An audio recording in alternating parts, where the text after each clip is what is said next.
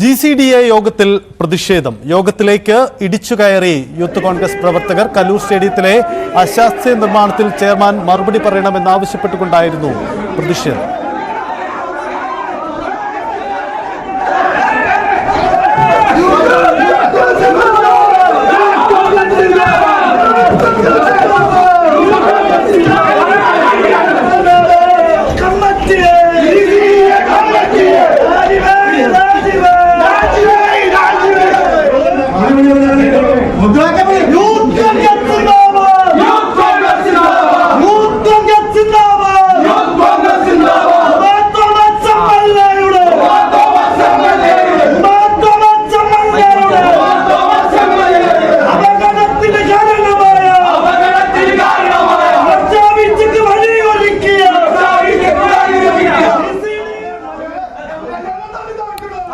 ഇതിനിടെ GCDAക്കെതിരെ നിലപാടെടുക്കുകയാണ് കൊച്ചി നഗരസഭ കോർപ്പറേഷൻ മേയർ. GCDA ന്യായീകരിക്കാതെയാണ് കൊച്ചി മേയർ രംഗത്ത് വന്നത്.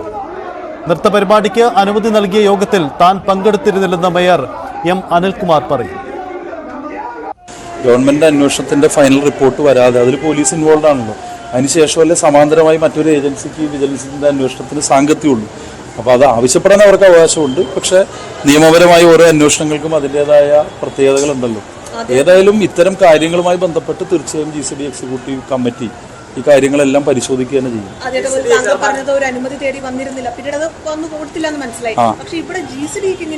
അല്ല, അത് എനിക്കത് ചർച്ച ചെയ്താലേ മനസ്സിലാവുള്ളൂ. അതിന്റെ ഉത്തരവാദിത്തപ്പെട്ട ആളോട് ചോദിച്ചാലേ മനസ്സിലാവുള്ളൂ. ഈ പറഞ്ഞ മൃദംഗ വിഷൻ അല്ലെ, ഇങ്ങനെയല്ല അവരുടെ പേര്, ആ പറഞ്ഞ യോഗത്തിൽ ഞാൻ പങ്കെടുത്തിട്ടില്ല. ആ യോഗത്തിലാണ് ഞാൻ മനസ്സിലാക്കുന്നത് ഇവർക്ക് ഇങ്ങനെ ഒരു ഡെപ്പോസിറ്റ് വാങ്ങി ആ ഗ്രൗണ്ട് കൊടുക്കാനുള്ള തീരുമാനമെടുത്തത്. ഞാൻ അതാ പറഞ്ഞത്, ഇത്തരം കാര്യങ്ങളെ സംബന്ധിച്ചെല്ലാം വളരെ കൃത്യമായി നമ്മൾ ചർച്ച ചെയ്തതിന് ശേഷം എന്തെങ്കിലും പോരായ്മ സംഭവിച്ചിട്ടുണ്ടെങ്കിൽ തീർച്ചയായിട്ടും അത് തിരുത്തും.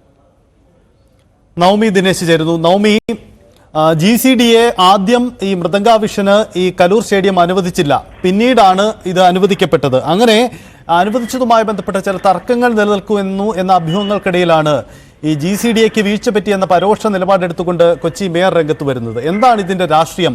GCDAയും കോർപ്പറേഷനും നിലവിലുള്ള തർക്കമാണോ, അതോ GCDA ഭരണസമിതിക്കകത്ത് നിലനിൽക്കുന്ന തർക്കമാണോ പ്രകടമാവുന്നത്? സജിത്ത്, ഇതുമായി ബന്ധപ്പെട്ട് നേരത്തെ തന്നെ GCDA ചെയർമാൻ എടുത്തിരിക്കുന്ന നിലപാട് ഇത്തരത്തിൽ യോഗ തീരുമാനപ്രകാരമാണ് GCDA, അതായത് കലൂർ സ്റ്റേഡിയം മറ്റ് പരിപാടികൾക്ക്, ഇപ്പോൾ നമുക്കറിയാം കേരള ബ്ലാസ്റ്റേഴ്സിന്റെ പരിപാടി മാത്രമാണ് ഈ കലൂർ സ്റ്റേഡിയത്തിൽ നടക്കുന്നത്. മറ്റ് പരിപാടികളൊന്നും തന്നെ സംഘടിപ്പിച്ചിരുന്നില്ല. പക്ഷേ ഇനി മുന്നോട്ടുള്ള നാളുകളിൽ മറ്റു കലാപരിപാടികളും സംഘടിപ്പിക്കുന്നതിന് വേണ്ടി ഈ ഫുട്ബോൾ നൽകാം എന്നൊരു തീരുമാനം GCDA ഇതിനു മുൻപ് തന്നെ എടുത്തിരുന്നു. പക്ഷേ അപ്പോഴും ആ യോഗത്തിൽ മേയർ പങ്കെടുത്തിരുന്നില്ല എന്ന് പറയുന്നുണ്ട്. ചില കൗൺസിലർമാരോടും ഇക്കാര്യം ചോദിക്കുമ്പോൾ കൗൺസിലർമാരും പറയുന്നത് ഞങ്ങൾ അറിയാതെയാണ് ഇത്തരത്തിലൊരു നിലപാട് സ്വീകരിച്ചതെന്ന്. അങ്ങനെയെങ്കിൽ ആരുടെയും അനുമതി ഇല്ലാതെ എന്തുകൊണ്ടാണ് GCDA ഇങ്ങനെ ഒരു തീരുമാനം എടുത്തതെന്ന് ഇനി അറിയേണ്ടതുണ്ട്.